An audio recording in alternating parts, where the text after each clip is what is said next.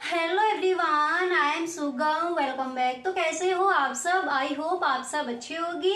स्वागत है आप सभी का आपके अपने एसपी स्टडी यूट्यूब चैनल पर। तो गाइस, आज हम इस वीडियो में देखने वाले हैं, जैसा कि आपने कहा था कि तो गाइस आज हम यहाँ पर लेकर आए हैं जो अर्थशास्त्र का आपका पेपर है, यानी इस बार के बोर्ड एग्जाम में आपको कौन कौन से ऐसे प्रश्न हैं जो आपको तैयार करने हैं, उन सारे प्रश्नों पर यहाँ पर हम डिस्कस करेंगे। गाइस पहले हम यहाँ पर देख लीजिए, पहले देखेंगे जो आपके ऑब्जेक्टिव क्वेश्चन है वो आपको यहाँ पर कौन कौन से तैयार करने हैं। इसके बाद जो आपके सब्जेक्टिव क्वेश्चन है उनको भी यहाँ पर देखेंगे। तो आपको ये वीडियो एंड तक देखना है।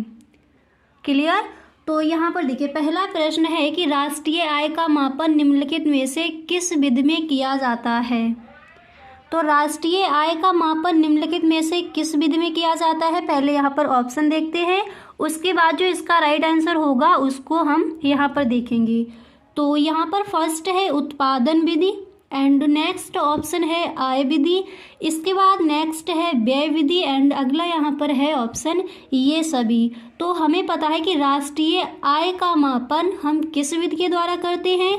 यहाँ पर जो आपका द नंबर पर ऑप्शन है ये सभी, ऑल द अबव। ठीक है, तो यहाँ पर जो आपका ये ऑप्शन दिया गया है यही हो जाएगा आपका राइट ऑप्शन, इनमें से सभी। ठीक है, तो देखिए जो राष्ट्रीय आय है उसका मापन हम उत्पादन विधि द्वारा भी करते हैं, आय विधि द्वारा भी करते हैं और व्यय विधि द्वारा भी करते हैं। और गाइस इनमें से एक विधि आप एकदम सही ढंग से तैयार कर लेंगे, क्योंकि ये क्वेश्चन आपका 20 उत्तरीय प्रश्न में पूछा जाता है। ठीक है, इन तीनों विधि में से आपको एक विधि तैयार कर लेनी है।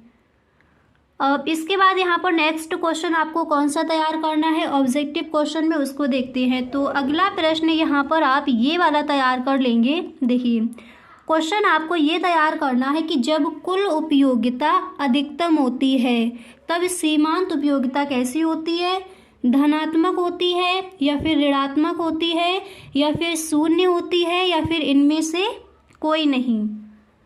तो यहाँ पर कौन सा ऑप्शन राइट हो जाएगा, यहाँ पर हमारा ऑप्शन राइट हो जाएगा सा नंबर, शून्य होती है। जब कुल उपयोगिता अधिकतम होती है तब सीमांत उपयोगिता कैसी होती है, शून्य होती है। आ नंबर पर ऑप्शन क्या था, धनात्मक होती है। बा नंबर पर ऑप्शन क्या है, ऋणात्मक होती है। एंड दा नंबर पर है इनमें से कोई नहीं। ठीक है, तो जो सा नंबर पर ऑप्शन है शून्य होती है, यही हमारा हो जाएगा राइट ऑप्शन। इसी तरह से नेक्स्ट क्वेश्चन आप कौन सा तैयार करोगे उसको समझते हैं। तो आप देख सकते हो जो आपका अगला प्रश्न है आपको यहाँ पर ये तैयार करना है कि मांग वक्र का सामान्यता ढाल होता है, कैसा होता है, बाएं से दाएं ऊपर की ओर, एंड बा नंबर पर है बाएं से दाएं नीचे की ओर। सा नंबर पर ऑप्शन है एक्स अक्ष के समांतर, एंड दा नंबर पर है लंबवत। तो मांग वक्र का सामान्यता ढाल कैसा होता है, यहाँ पर जो हमारा बा नंबर पर ऑप्शन है बाएं से दाएं नीचे की ओर, यही हो जाएगा आपका राइट ऑप्शन। यहाँ तक समझ आ गया। अब इसी तरह से नेक्स्ट क्वेश्चन आप कौन सा तैयार करोगे उसको देखते हैं। जो भी यहाँ पर आपको ऑब्जेक्टिव क्वेश्चन दिए जाए सारे ही प्रश्न आपके इम्पोर्टेंट हैं, तो इन सारे प्रश्नों को आप तैयार कर लेंगे। क्लियर? अब इसी तरह से यहाँ पर नेक्स्ट आपका दिया गया है। देखिए अगला प्रश्न आप ये तैयार करोगे, और नेक्स्ट क्वेश्चन जो है आपका, तो देखिए अगला प्रश्न यहाँ पर आपको तैयार करना है कि वस्तु की पूर्ति के निर्धारक घटक कौन से हैं। तो वस्तु की कीमत या फिर संबंधित वस्तुओं की कीमत या फिर उत्पादन साधनों की कीमत, एंड नेक्स्ट ऑप्शन है उपर्युक्त सभी। तो वस्तु के पूर्ति के निर्धारक घटक जो है वो कौन कौन से हैं, यहाँ पर हमारा जो सा नंबर पर ऑप्शन है उत्पादन साधनों की कीमत, ये हो जाएगा हमारा यहाँ पर राइट ऑप्शन। अब इसी तरह से नेक्स्ट प्रश्न क्या कहता है उसको देखते हैं। तो आप देख सकते हो अगला प्रश्न आपका दिया गया है कि बाजार की निम्नलिखित में से कौन सी विशेषता है। चलिए पहले ऑप्शन देखते हैं। आ नंबर पर ऑप्शन है एक क्षेत्र, बा नंबर पर है क्रेताओं और विक्रेताओं की स्थिति, इसी तरह से सा नंबर पर है वस्तु का एक मूल्य, एंड दा नंबर पर है उपर्युक्त सभी। तो बाजार की निम्नलिखित कौन सी विशेषता है, यहाँ पर जो आपका द नंबर पर ऑप्शन है उपर्युक्त सभी, यही हो जाएगा आपका राइट ऑप्शन। यानी बाजार एक क्षेत्र, क्रेताओं और विक्रेताओं की स्थिति भी होनी चाहिए, वस्तु का एक मूल्य भी होता है, वही हो जाता है बाजार। तो बाजार की जो विशेषताएं हैं वो कौन कौन सी हैं, तो यहाँ पर जो द नंबर पर ऑप्शन है ये हो जाएगा आपका राइट ऑप्शन। यानी जहाँ हम लेन देन की बातें जहाँ पर होती हैं, ठीक है, तो वो हमारा हो जाता है बाजार। जब बाजार लगेगा तो एक क्षेत्र भी होगा, क्रेताओं और विक्रेताओं की स्थित, वस्तु का एक मूल्य, तो यहाँ पर जो द नंबर पर ऑप्शन है यही हो जाएगा आपका राइट ऑप्शन। इसी तरह से यहाँ पर नेक्स्ट प्रश्न आपको कौन सा तैयार करना है उसको भी समझ लेते हैं। तो अगला प्रश्न आपका यहाँ पर दिया गया है कि समष्टि अर्थशास्त्र के क्षेत्र में निम्नलिखित में कौन सा अध्ययन विषय सम्मिलित है। तो चलिए पहले ऑप्शन पढ़ लीजिए। फर्स्ट है आय एवं रोजगार सिद्धांत, बा नंबर पर ऑप्शन है सामान्य कीमत स्तर एवं मुद्रास्फीति का सिद्धांत। इसी तरह से सा नंबर पर है व्यापार चक्रों का सिद्धांत एंड नेक्स्ट है उपर्युक्त सभी। तो क्वेश्चन था कि समष्टि अर्थशास्त्र के क्षेत्र में निम्नलिखित में से कौन सा अध्ययन विषय सम्मिलित है। तो जो यहाँ पर द नंबर पर ऑप्शन है उपर्युक्त सभी, यही हो जाएगा राइट ऑप्शन। यानी हम जानते हैं कि जो समष्टि अर्थशास्त्र होता है वो होता है विशाल यानी बड़ा अर्थशास्त्र। तो इसके अंतर्गत आय एवं रोजगार सिद्धांत, सामान्य कीमत स्तर एवं मुद्रास्फीति का सिद्धांत, व्यापार चक्रों का सिद्धांत, यानी जो द नंबर पर ऑप्शन है यही हो जाएगा हमारा राइट ऑप्शन। तो आई होप यहाँ तक आपको एकदम सही ढंग से क्लियर हो गया होगा कौन कौन से आपको ऑब्जेक्टिव क्वेश्चन तैयार करने हैं। इसी तरह से नेक्स्ट प्रश्न भी देख लीजिए। अगला जो प्रश्न है आपका क्या दिया गया है उसको पढ़ लीजिए। तो देखिए यहाँ पर जो आपका नेक्स्ट क्वेश्चन है तो यहाँ पर दिया गया है कि प्राथमिक क्षेत्र में निम्नलिखित में कौन शामिल है। ये भी प्रश्न कई बार पूछा गया है। ऑप्शन है भूमि, बा नंबर पर है वन एंड सा नंबर पर है खनन, दा नंबर पर है ये सभी, ऑल दिस। तो प्राथमिक क्षेत्र में निम्नलिखित में कौन शामिल है, तो यहाँ पर जो द नंबर पर ऑप्शन है यही हो जाएगा आपका राइट ऑप्शन। ठीक है, यानी प्राथमिक क्षेत्र में भूमि, वन, खनन सभी शामिल हैं। ठीक है, आई होप ये जो आपके क्वेश्चंस दिए गए हैं ऑब्जेक्टिव क्वेश्चन, साथ ही साथ इनको आप याद भी करते चल रहे होगी। अब इसी तरह से अगला प्रश्न भी देख लीजिए। नेक्स्ट प्रश्न यहाँ पर आपको तैयार करना है। देखिए अगला प्रश्न है कि मुद्रा का कार्य है क्या है, विनिमय का माध्यम, मूल्य का मापक, मूल्य का संचय या फिर इनमें से सभी। तो मुद्रा का कार्य क्या हो जाएगा, यहाँ पर जो आपका द नंबर पर ऑप्शन है इनमें से सभी, यही हो जाएगा आपका राइट ऑप्शन। मुद्रा का कार्य क्या है, विनिमय का माध्यम भी है, मूल्य का मापक भी है, मूल्य का संचय करना भी है, तो इनमें से सभी, ये हो जाएगा राइट ऑप्शन। इसी तरह से नेक्स्ट प्रश्न भी देख लेते हैं गाइस। आपके 10 क्वेश्चन पूछे जाते हैं ऑब्जेक्टिव क्वेश्चन इकोनॉमिक्स के पेपर में। ठीक है, तो यहाँ पर देखिए जो भी आपके महत्वपूर्ण क्वेश्चन है उन सारे प्रश्नों को यहाँ पर हम देखेंगे ताकि कोई भी क्वेश्चन आपका छूटे ना। क्लियर। तो नेक्स्ट है कि व्यावसायिक बैंक का प्रमुख कार्य है क्या है, साख नियंत्रण करना या फिर अन्य बैंकों का ऋण देना या फिर ग्राहकों की जमा स्वीकार करना या फिर इनमें से सभी। ठीक है, तो क्वेश्चन क्या था कि व्यावसायिक बैंक का प्रमुख कार्य क्या है, तो व्यावसायिक बैंक का कार्य होता है ग्राहकों की जमा स्वीकार करना, यानी सा नंबर पर जो ऑप्शन है यही हो जाएगा हमारा राइट ऑप्शन। अब यहाँ पर कुछ और भी ऑब्जेक्टिव क्वेश्चन देख लेते हैं जो आपके महत्वपूर्ण है, उसके बाद हम देखेंगे कि अतलग उत्तरीय प्रश्न आपको कौन कौन से तैयार करने हैं। अब यहाँ पर देखिए इसी तरह से नेक्स्ट आप ये भी तैयार कर लोगे कि भारत में पाई जाती है, ये क्वेश्चन कई बार पूछा गया है। तो कैसी अर्थव्यवस्था पाई जाती है, समाजवादी अर्थव्यवस्था या फिर मिश्रित अर्थव्यवस्था या फिर साम्यवादी अर्थव्यवस्था, एंड नेक्स्ट है पूंजीवादी अर्थव्यवस्था। तो हमें पता है कि भारत में कैसी अर्थव्यवस्था पाई जाती है, मिश्रित अर्थव्यवस्था। ठीक है, तो यहाँ पर जो बी नंबर पर ऑप्शन है यही हमारा हो जाएगा राइट ऑप्शन। इसी तरह से एक और प्रश्न देखते हैं। नेक्स्ट प्रश्न आप देख सकते हो, अगला प्रश्न यहाँ पर आपका दिया गया है। देखिए नेक्स्ट क्वेश्चन आप ये तैयार कर लेंगे कि अर्थशास्त्र के जनक कौन थे। जेबी से, या फिर माल्थस, या फिर एडम स्मिथ, या फिर रिकार्डो। तो हम सबको पता है ये क्वेश्चन के अर्थशास्त्र के जनक कौन है, एडम स्मिथ। एकदम रट लीजिए, कई बार ये आपका ऑब्जेक्टिव क्वेश्चन में प्रश्न रखा गया है। तो अर्थशास्त्र के जनक कौन थे, एडम स्मिथ। यहाँ तक क्लियर हो गया। अब इसी तरह से नेक्स्ट आप कौन सा तैयार करोगे उसको देखते हैं। अब इसके बाद ही के यहाँ पर क्वेश्चन आप ये तैयार कर लेंगे कि प्रभावी मांग का संबंध है तो किससे है।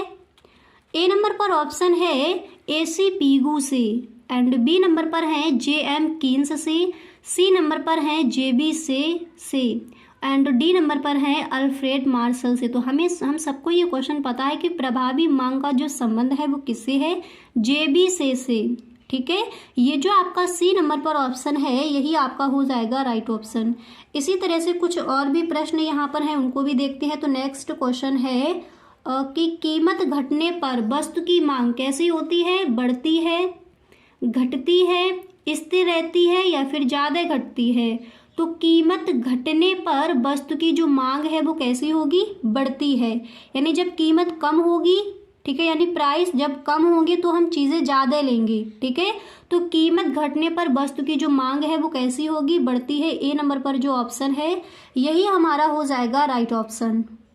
इसी के साथ यहाँ पर नेक्स्ट आपको ये तैयार कर लेना है कि जब उत्पादन शून्य होता है तो कुल लागत होगी कैसी होगी, शून्य होगी, या फिर स्थिर लागत के बराबर, या फिर नेक्स्ट ऑप्शन है परिवर्ती लागतों के बराबर, एंड डी नंबर पर है सीमांत लागत के बराबर। जब उत्पादन शून्य होता है तो कुल लागत होगी कैसी होगी, यहाँ पर जो आपका बी नंबर पर ऑप्शन है स्थिर लागत के बराबर, यही हो जाएगा आपका राइट ऑप्शन। इसी तरह से नेक्स्ट प्रश्न भी देख लेते हैं। तो अगला प्रश्न यहाँ पर आपका दिया गया है कि औसत लागत वक्र का आकार होता है कैसा होता है, बी आकार, यू आकार, या फिर क्षैतिज सरल रेखा, या फिर ऊर्ध्व रेखा। तो औसत लागत वक्र का जो आकार है वो कैसा होता है, हमें पता है यू आकार का, यानी बी नंबर पर जो ऑप्शन है यही हमारा हो जाएगा राइट ऑप्शन। अब देखिए यहाँ पर हम देखते हैं कि अतलग उत्तरीय प्रश्न आपको कौन कौन से तैयार करने हैं इस बार के बोर्ड एग्जाम के लिए। तो अर्थशास्त्र में फर्स्ट क्वेश्चन है कि उत्पादन संभावना वक्र क्या है।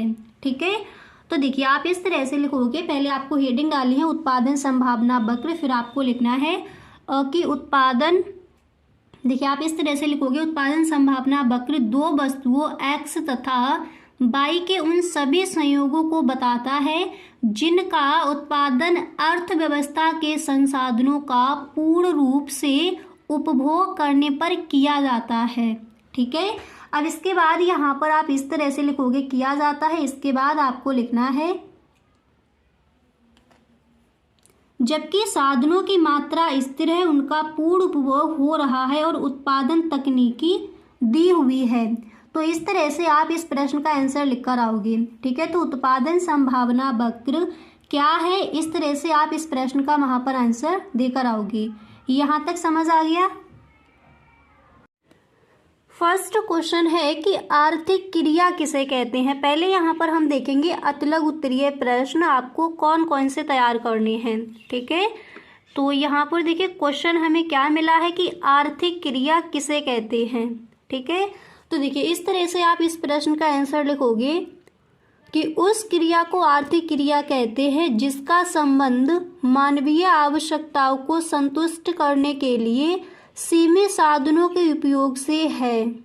ठीक है, आर्थिक क्रिया हम किसे कहेंगे, आर्थिक क्रिया उस क्रिया को हम आर्थिक क्रिया कहते हैं जिसका संबंध मानवीय आवश्यकताओं को संतुष्ट करने के लिए सीमित साधनों के उपयोग से है। ठीक है, यानी मानव की जो आवश्यकताएं हैं उनको संतुष्ट किया जाता है सीमित साधनों के द्वारा, तो उसी को हम कहते हैं आर्थिक क्रिया।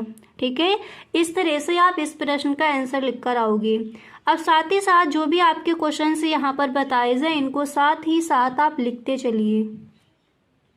यहाँ तक समझ आ गया। इसके बाद यहाँ पर आप देख सकते हो नेक्स्ट क्वेश्चन है कि व्यष्टि अर्थशास्त्र की परिभाषा दीजिए, यानी व्यष्टि अर्थशास्त्र हम किसे कहेंगे। तो यहाँ पर देख लीजिए आप, यहाँ पर ये बगवाला बा बना लेंगे। ठीक है, तो व्यष्टि अर्थशास्त्र की परिभाषा दीजिए। ये क्वेश्चन इम्पोर्टेंट है आपका, क्योंकि हर बार व्यष्टि अर्थशास्त्र और समष्टि अर्थशास्त्र पूछ लिया जाता है। ठीक है, तो इन दोनों की परिभाषाएं जो हैं आप सही ढंग से तैयार कर लेंगे। तो व्यष्टि अर्थशास्त्र की परिभाषा दीजिए। आप इस तरह से लिखोगे कि व्यष्टि अर्थशास्त्र में केवल एक व्यक्तिगत इकाई की आर्थिक क्रियाओं का अध्ययन किया जाता है। ठीक है, किस तरह से लिखोगे? व्यष्टि अर्थशास्त्र में केवल एक व्यक्तिगत इकाई की आर्थिक क्रियाओं का अध्ययन किया जाता है। इसके बाद यहाँ पर आप डालोगे उदाहरण, फिर उसमें आपको लिखना है कि एक उपभोक्ता का व्यवहार एक फर्म द्वारा उत्पादन क्रिया अनेक ऐसे आर्थिक क्रियाएं हैं जो व्यक्तिगत आर्थिक इकाई से संबंधित हैं, यानी जिनका अध्ययन हम व्यष्टि अर्थशास्त्र के अंतर्गत करते हैं। ठीक है, तो इस तरह से आप व्यष्टि अर्थशास्त्र क्या है इसका आंसर इस तरह से लिख कर आओगे। क्लियर हो गया कि व्यष्टि अर्थशास्त्र हम किसे कहेंगे? देखिए, व्यष्टि अर्थशास्त्र का मतलब होता है छोटा अर्थशास्त्र यानी सूक्ष्म अर्थशास्त्र। ओके, तो अगर व्यष्टि अर्थशास्त्र है तो इसके अंतर्गत जैसे एक व्यक्ति की आय है तो उसका अध्ययन हम व्यष्टि अर्थशास्त्र के अंतर्गत करते हैं। एक फर्म द्वारा उत्पादन क्रिया, फर्म यानी कोई कंपनी जिससे आपको इनकम मिले, ऐसा कोई व्यवसाय हो, उसको हम कहते हैं फर्म। तो एक फर्म द्वारा उत्पादन क्रिया अनेक ऐसी क्रियाएं हैं जो व्यक्तिगत आर्थिक इकाई से संबंधित हैं और जिनका अध्ययन हम व्यष्टि अर्थशास्त्र के अंतर्गत करते हैं। यानी जो छोटा अर्थशास्त्र, जो सूक्ष्म अर्थशास्त्र होता है उसको हम कहते हैं व्यष्टि अर्थशास्त्र। अगर पूरे राष्ट्र की आय का अध्ययन किया जाएगा तो वो समष्टि अर्थशास्त्र के अंतर्गत आ जाएगा। ठीक है, यानी जो छोटे छोटे चीजें हैं जिनका अध्ययन हम करेंगे, जैसे एक उद्योग, ठीक है, एक व्यक्तिगत आय हो तो इसका अध्ययन किसके अंतर्गत किया जाएगा? व्यष्टि अर्थशास्त्र के अंतर्गत। सही ढंग से क्लियर हो गया। अब इसके बाद देखिए यहाँ पर आपका नेक्स्ट क्वेश्चन क्या है उसको देख लेते हैं। तो अगला प्रश्न यहाँ पर आप देख सकते हो, नेक्स्ट प्रश्न यहाँ पर दिया गया है कि सीमांत उपयोगिता क्या है। ठीक है, सीमांत उपयोगिता क्या है? तो आप इस तरह से लिखोगे, किसी वस्तु की एक अतिरिक्त इकाई के प्रयोग से जो अतिरिक्त उपयोगिता मिलती है उसे हम सीमांत उपयोगिता कहते हैं। यानी इसको हम इस तरह से लिख सकते हैं, MUN बराबर TUN माइनस TUN माइनस 1। ठीक है, तो किसी वस्तु की एक अतिरिक्त इकाई के प्रयोग से जो अतिरिक्त उपयोगिता मिलती है उसे हम सीमांत उपयोगिता यानी MU कहते हैं। ठीक है, तो सीमांत उपयोगिता क्या है इस तरह से आप लिखोगे। इसी तरह से नेक्स्ट क्वेश्चन है कि संयुक्त मांग को परिभाषित कीजिए। जो भी आपके यहाँ पर प्रश्न दिए जा रहे हैं ये सारे ही प्रश्न आपके इम्पोर्टेंट हैं इस बार के बोर्ड एग्जाम के लिए। तो क्वेश्चन क्या है? संयुक्त मांग को परिभाषित कीजिए। तो आप इस तरह से लिखोगे, जब एक ही उद्देश्य की पूर्ति के लिए। अब यहाँ पर देखिए नेक्स्ट क्वेश्चन आपका क्या है कि संयुक्त मांग को परिभाषित कीजिए। जो भी आपके प्रश्न है ये सारे ही प्रश्न आपके इम्पोर्टेंट हैं, तो इन सारे प्रश्नों को आप साथ ही साथ लिखते चलिए। ठीक है, तो संयुक्त मांग क्या है इसको देख लीजिए। तो आप इस तरह से लिख कर आओगे कि जब एक ही उद्देश्य की पूर्ति के लिए एक ही समय पर एक से अधिक वस्तुओं की मांग एक साथ की जाती है तब ऐसी मांग को हम संयुक्त मांग कहते हैं, या फिर ऐसी मांग को संयुक्त मांग कहा जाता है। जैसे गेंद बल्ला, ठीक है, स्कूटर पेट्रोल। यानी जब एक ही उद्देश्य की पूर्ति के लिए एक ही समय पर एक से अधिक वस्तुओं की मांग एक साथ की जाती है तब ऐसी मांग को हम संयुक्त मांग कहते हैं। जैसे अगर आप गेंद लोगे तो आप साथ में बल्ला भी लोगे, उसकी भी मांग की जाएगी। उद्देश्य आपका एक ही है। ठीक है, तो एक ही उद्देश्य की पूर्ति के लिए एक ही समय पर एक से अधिक वस्तु की जब मांग की जाती है तो वो उस मांग को हम क्या कहेंगे? संयुक्त मांग। और जब आप स्कूटर लोगे तो उसमें आपको पेट्रोल डलवानी पड़ेगी। ठीक है, तो आई होप आपको समझ आ गया होगा कि संयुक्त मांग क्या है। ये आप अपने हिसाब से बनाकर भी लिख कर आ सकते हो। क्लियर? अब इसके बाद यहाँ पर नेक्स्ट क्वेश्चन आप कौन सा तैयार करोगे इसको समझते हैं। तो देखिए जो आपका अगला प्रश्न है तो वो आप कौन सा तैयार करोगे इसको देख लीजिए। नेक्स्ट क्वेश्चन आपको तैयार करना है कि उत्पादन फलन क्या है। ठीक है, उत्पादन फलन क्या है, तो आप इस तरह से लिखोगे कि उत्पादन फलन भौतिक आगतों तथा भौतिक उत्पादन के बीच कार्यात्मक संबंध का अध्ययन करता है। इसमें केवल भौतिक आगतों तथा उत्पादन को ध्यान में रखा जाता है, उनके बाजार मूल्य को नहीं। समझ आ गया कि उत्पादन फलन हम किसे कहेंगे। अब इसको आप एक बार दोबारा से समझ लीजिए। ठीक है, तो देखिए आप इस तरह से लिख कर आओगे कि उत्पादन फलन भौतिक आगतों तथा भौतिक उत्पादन के बीच कार्यात्मक संबंध का अध्ययन करता है। इसमें केवल भौतिक आगतों तथा उत्पादन को ध्यान में रखा जाता है, उनके बाजार मूल्य को नहीं। इसके बाद आप लिखोगे कि QX बराबर F, इसके बाद कोष्टक में आपको लिखना है ABCD। ठीक है, इस तरह से आप इसका आंसर लिख कर आओगे। इसी तरह यहाँ पर नेक्स्ट क्वेश्चन आपको कौन सा तैयार करना है। अब इसके बाद यहाँ पर नेक्स्ट क्वेश्चन आपको कौन सा तैयार करना है उसको देख लीजिए। तो अगला प्रश्न आप तैयार करोगे कि सीमांत लागत को परिभाषित कीजिए। ठीक है, सीमांत लागत क्या है, चलिए उसको समझते हैं। तो आप इस तरह से लिखोगे किसी वस्तु की एक कम या अधिक इकाई, ठीक है, का उत्पादन करने से कुल लागत में जो अंतर आता है उसे हम सीमांत लागत कहते हैं। समझ आया, दोबारा से देख लीजिए। देखिए सीमांत लागत क्या है, किसी वस्तु की एक कम या अधिक इकाई का उत्पादन करने से कुल लागत में जो अंतर आता है उसे हम कहते हैं सीमांत लागत। यहाँ तक क्लियर हो गया। अब देखिए इसी तरह से जो आपका नेक्स्ट क्वेश्चन क्या है उसको देखते हैं। अब यहाँ पर गाइस अगर आपको स्क्रीनशॉट लेना है तो आप एक एक क्वेश्चन का यहाँ पर स्क्रीनशॉट ले सकते हो। अब देखिए फर्स्ट क्वेश्चन आपका, एक मिनट यहाँ पर देखिए, फर्स्ट क्वेश्चन आपका क्या है, आर्थिक क्रिया किसे कहते हैं, और सेकंड क्वेश्चन था कि व्यष्टि अर्थशास्त्र की परिभाषा दीजिए।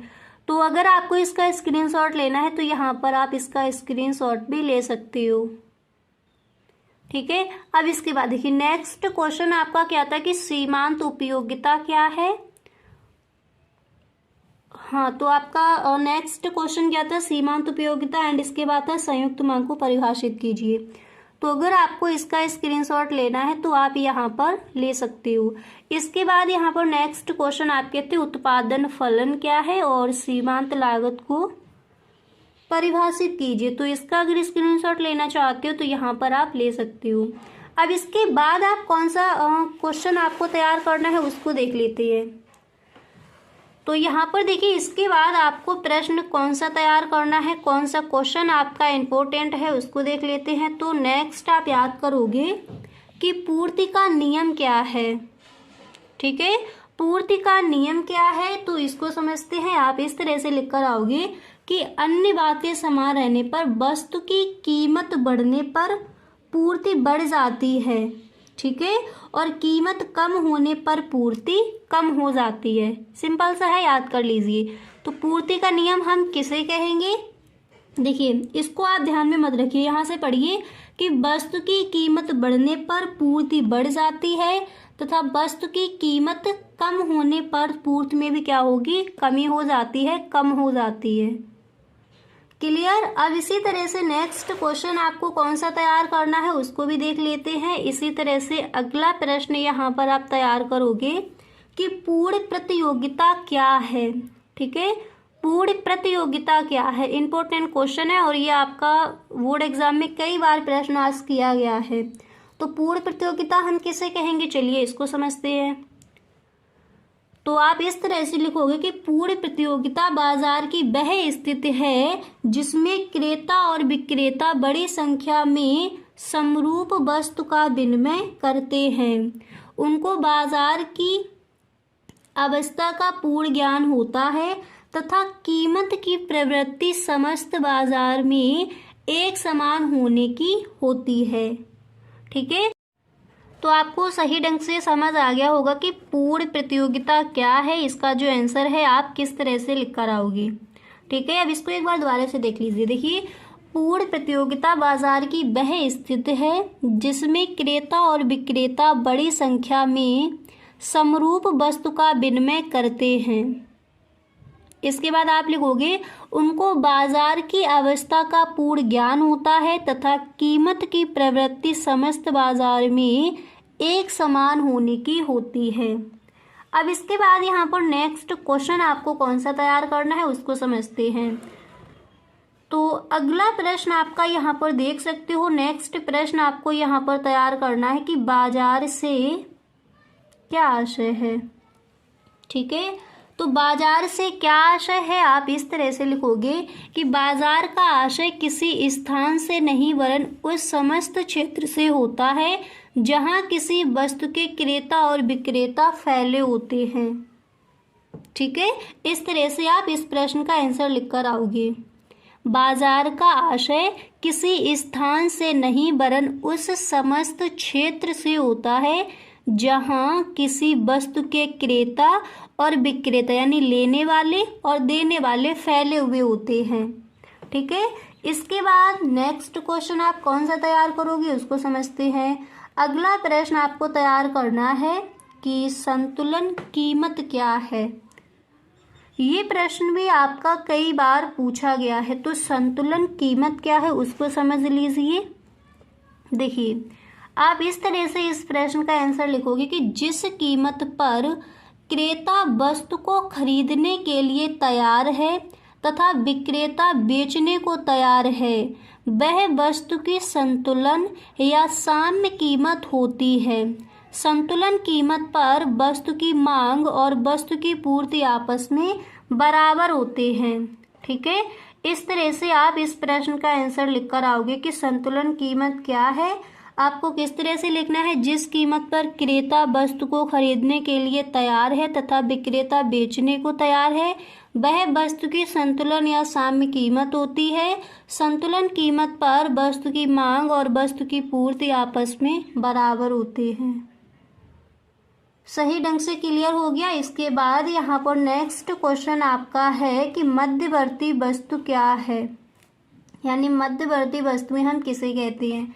ये क्वेश्चन आपका पूछा जाता है अतिलघु उत्तरीय प्रश्न में, नहीं तो आपका जो आपके ऑब्जेक्टिव क्वेश्चन यानी जो आपके बहुविकल्पीय प्रश्न आते हैं उसमें ये प्रश्न रख दिया जाता है कि मध्यवर्ती वस्तुएं क्या है।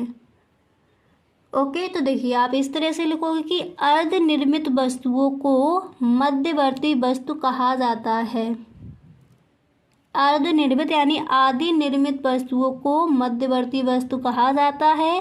फिर आप इस तरह से भी इसको लिख सकते हो, एक फर्म का ऐसा उत्पाद जिसका अंतिम उपभोग ना होकर किसी दूसरी उत्पादन प्रक्रिया में कच्चे माल के रूप में प्रयोग होता है मध्यवर्ती वस्तु कहलाता है। क्लियर, अच्छे से समझ आ गया। मध्यवर्ती वस्तुएं हम किसे कहेंगे, देखिए अर्ध निर्मित वस्तुओं का मध्यवर्ती वस्तु कहा जाता है, वस्तुओं को मध्यवर्ती वस्तु कहा जाता है। नहीं तो आप इस तरह से लिख सकते हो, एक फर्म का, फर्म यानी कोई कंपनी हो, ठीक है, कोई उद्योग जैसे, एक फर्म का ऐसा उत्पाद यानी प्रोडक्ट जिसका अंतिम उपभोग ना होकर किसी दूसरे उत्पादन प्रक्रिया में कच्चे माल के रूप में प्रयोग होता है मध्यवर्ती वस्तु कहलाता है। इस तरह से आप लिख कर आओगे। इसके बाद यहाँ पर देख सकते हो नेक्स्ट क्वेश्चन आपको तैयार करना है कि समष्टि अर्थशास्त्र क्या है। समष्टि अर्थशास्त्र हम किसे कहेंगे, तो देखिए आप लिखोगे कि समष्टि अर्थशास्त्र में सामूहिक स्तर पर आर्थिक समस्याओं जैसे संपूर्ण अर्थव्यवस्था के कुल उपभोग, सामान्य कीमत स्तर, कुल राष्ट्रीय आय का अध्ययन किया जाता है, उसे हम कहते हैं समष्टि अर्थशास्त्र। तो समष्टि अर्थशास्त्र किसे कहा जाएगा, देखिए समष्टि अर्थशास्त्र का मतलब होता है बड़ा अर्थशास्त्र, विशाल अर्थशास्त्र। तो समष्टि अर्थशास्त्र के अंतर्गत संपूर्ण अर्थव्यवस्था के कुल उपभोग, ठीक है। सामान्य कीमत स्तर, कुल रोजगार, राष्ट्रीय आय यानी पूरे राष्ट्र की आय का अध्ययन, संपूर्ण अर्थव्यवस्था के कुल उपभोग आदि का अध्ययन हम समष्टि अर्थशास्त्र के अंतर्गत करते हैं। समष्टि अर्थशास्त्र मतलब विशाल यानी बड़ा अर्थशास्त्र। तो आई होप आपको समझ आ गया होगा कि किस तरह से आप इन प्रश्नों के आंसर लिख कर आओगे। अब अगर गाइस अगर अभी तक आप इस वीडियो में बने हुए हो तो आई होप ये वीडियो आपको पसंद आ रहा होगा। अगर सच में गाइस आपको ये वीडियो अच्छा लग रहा है तो आप इस वीडियो को एक लाइक जरूर कर दें, और यदि आप इस चैनल पर पहली बार आए हो तो इस चैनल को सब्सक्राइब कर लेना एंड बेल आइकन को भी प्रेस कर देना ताकि वीडियो की जो भी नोटिफिकेशन हो वो सबसे पहले आपके पास पहुंचे। तो गाइस आपने देख लिया कि अतिलघु उत्तरीय प्रश्न आप कौन कौन से तैयार करोगे। अब इसके बाद यहाँ पर देखिए लघु उत्तरीय प्रश्न आपको कौन से तैयार करने हैं। तो फर्स्ट क्वेश्चन आपको तैयार करना है कि वस्तु की मांग को प्रभावित करने वाले प्रमुख कारकों का वर्णन कीजिए। तो सबसे पहले आप हेडिंग डालोगे वस्तु की मांग को प्रभावित करने वाले कारक। इसके बाद आपको लिखना है कि वस्तु की मांग को प्रभावित करने वाले मुख्य कारक निम्नलिखित हैं। फिर यहाँ पर आप फर्स्ट हेडिंग डालोगे और कि व्यापार की दशाओं में परिवर्तन। ठीक है, व्यापार की दशाओं में परिवर्तन हेडिंग डालने के बाद आपको इस तरह से लिखना है कि तेजी काल में लोगों की मौद्रिक आय बढ़ जाती है जिसके कारण कीमतों के बढ़ने के बावजूद वस्तुओं की मांग बढ़ जाती है। इसके विपरीत मंदी काल में मौद्रिक आय में कमी होने के कारण मूल्य स्तर के गिरने पर भी वस्तुओं के लिए मांग में कमी हो जाती है। ठीक है, तो व्यापार की दशाओं में परिवर्तन हेडिंग डालने के बाद आप इस तरह से लिखोगे। इसके बाद गाइस यहाँ पर आपको नेक्स्ट हेडिंग क्या डालनी है उसको देखिए। इसके बाद नेक्स्ट हेडिंग आप डालोगे आय में परिवर्तन। आय में परिवर्तन हेडिंग डालने के बाद आप लिखोगे कि सामान्यतः लोगों की आय में वृद्धि हो जाने से मांग में वृद्धि हो जाती है और आय कम हो जाने पर मांग में भी कमी आ जाती है। इसके बाद यहाँ पर आपकी नेक्स्ट हेडिंग पड़ेगी जनसंख्या में परिवर्तन। अब यहाँ पर देखिए जनसंख्या में परिवर्तन हेडिंग डालने के बाद आप इस प्रश्न का आंसर किस तरह से लिख कर आओगे उसको देखते हैं। तो यहाँ पर देखिए जनसंख्या में परिवर्तन हेडिंग डालने के बाद आप इस तरह से लिखोगे कि यदि देश में जनसंख्या बढ़ती है तो कीमतों के अपरिवर्तित रहने पर भी वस्तुओं की मांग बढ़ जाती है। इसके विपरीत जनसंख्या में कमी होने पर वस्तुओं की मांग घट जाती है। तो हमारा यहाँ पर क्वेश्चन क्या था, प्रश्न यहाँ पर पूछा गया था कि मांग को प्रभावित करने वाले जो प्रमुख कारण है वो कौन कौन से हैं, वो यहाँ पर आपको बताने थे। तो इस प्रश्न का आंसर आई होप एकदम सही ढंग से आपको समझ आ गया होगा। इसके बाद लघु उत्तरीय प्रश्न में नेक्स्ट क्वेश्चन आप कौन सा तैयार करोगे उसको देखते हैं। अब यहाँ पर देखिए अगला प्रश्न आप ये तैयार कर लेंगे। देखिए नेक्स्ट क्वेश्चन आपको तैयार करना है कि उत्पादन फलन की संकल्पना को समझाइए। ठीक है, तो देखिए आप फर्स्ट पहले तो आपको हेडिंग डाली है उत्पादन फलन की संकल्पना। हेडिंग डालने के बाद आप यहाँ पर इस तरह से इस प्रश्न का आंसर लिखोगे कि किसी फर्म के उत्पादनों एवं उपादानों के फलात्मक संबंध को उत्पादन फलन कहते हैं। उत्पादन फलन बताता है कि एक दिए तकनीकी ज्ञान तथा प्रबंधकीय क्षमता की सहायता से उत्पादक द्वारा उपादानों यानी आदाओं के विभिन्न संयोगों से उत्पाद की अधिकतम मात्रा किस प्रकार प्राप्त की जाती है। यह संकल्पना केवल भौतिक मात्रात्मक संबंध पर आधारित है, इसमें मूल्यों का समावेश नहीं होता। तो उत्पादन फलन की संकल्पना को समझाइए। तो इस तरह से आप इस प्रश्न का आंसर लिख कर आओगे। यहाँ तक क्लियर हुआ। इसके बाद नेक्स्ट क्वेश्चन आपको कौन सा तैयार करना है उसको देखते हैं।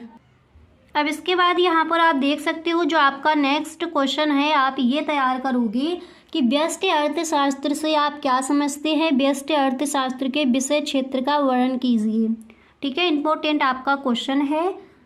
तो सबसे पहले आप हेडिंग डालोगे व्यष्टि अर्थशास्त्र। इसके बाद आपको लिखना है कि व्यष्टि अर्थशास्त्र की विशिष्ट इकाइयों तथा व्यक्तिगत इकाइयों का अध्ययन करता है। इसके अंतर्गत एक फर्म, एक उद्योग, एक वस्तु अथवा एक आर्थिक कारक का अध्ययन किया जाता है।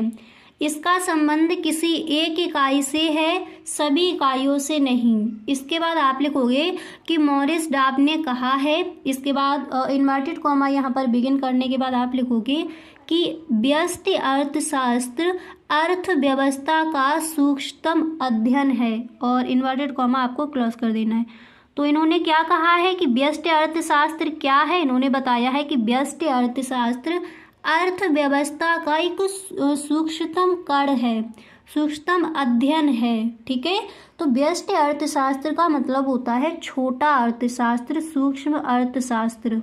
ठीक है, तो इसकी जो परिभाषा इन्होंने एक लाइन में इस तरह से कही है। तो क्वेश्चन क्या था कि व्यष्टि अर्थशास्त्र से आप क्या समझते हैं? आपने समझ लिया।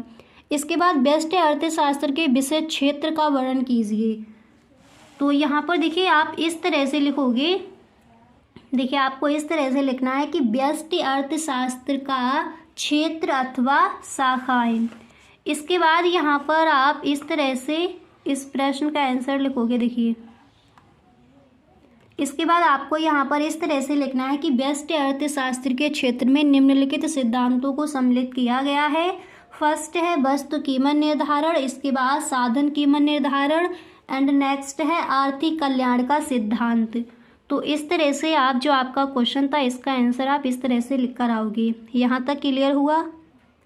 अब इसके बाद यहाँ पर देखिए अगला प्रश्न आप तैयार करोगे कि आय के चक्रीय प्रवाह का महत्व बताइए। ठीक है, तो आय के चक्रीय प्रवाह का महत्व क्या है उसको समझते हैं। तो सबसे पहले आप हेडिंग डालोगे आय के चक्रीय प्रवाह का महत्व।